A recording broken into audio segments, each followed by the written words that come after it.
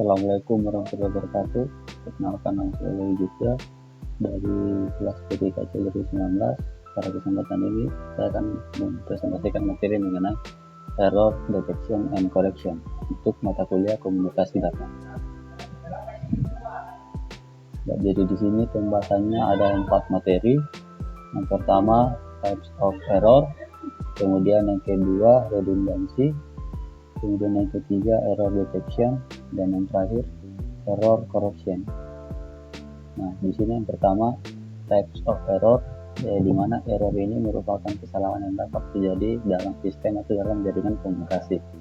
Dan untuk menghindari error ini atau kesalahan ini dalam sebuah jaringan komunikasi, jaringan harus dapat mentransfer data dari satu perangkat ke perangkat lain dengan akurasi yang tertinggi.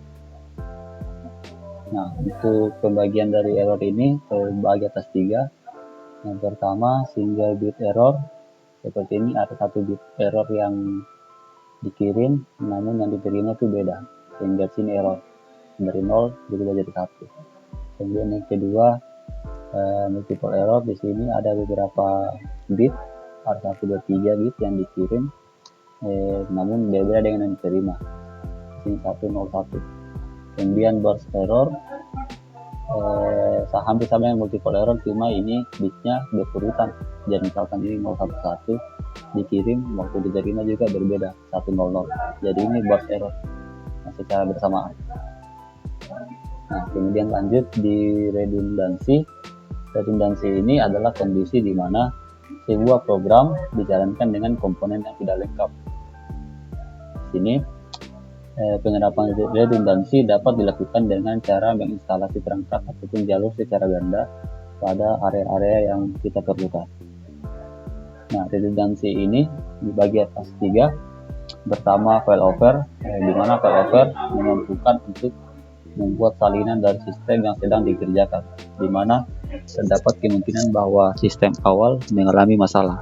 Misalnya dalam kasus ini adalah sebuah database server yang mengalami down. Kemudian yang kedua yaitu clustering, di mana ini menggunakan beberapa server fisik dan menggunakan sistem operasi, lalu memperlakukan server-server tersebut sebagai satu server, sehingga ketika sebuah server mengalami masalah, waktu down akan lebih singkat dan bahkan mungkin tidak akan terjadi down karena proses langsung dikerjakan atau dilanjutkan ke server fisik lainnya yang tidak mengalami down sampai server tersebut dapat digunakan kembali. Kemudian yang ketiga ada georedundancy, di mana ini adalah versi lain dari failover, di mana salinan yang dibuat berbentuk pusat data, sehingga ketika salah satu pusat data mengalami down atau rusak, maka pusat data sainannya dapat menghentikan posisinya, sehingga pusat data yang rusak tadi tersebut dapat kembali beroperasi. Lanjut, di sini ada error detection, di mana error detection adalah suatu kegiatan yang dilakukan untuk memastikan bahwa sebuah data yang diterima memiliki data yang sama dengan data dari pengirim. Artinya data pengirim sama dengan data penerima. Di sini pengiriman informasi yang menggunakan sinyal digital ataupun sinyal analog selalu mengalami perubahan yang dialami oleh informasi tersebut.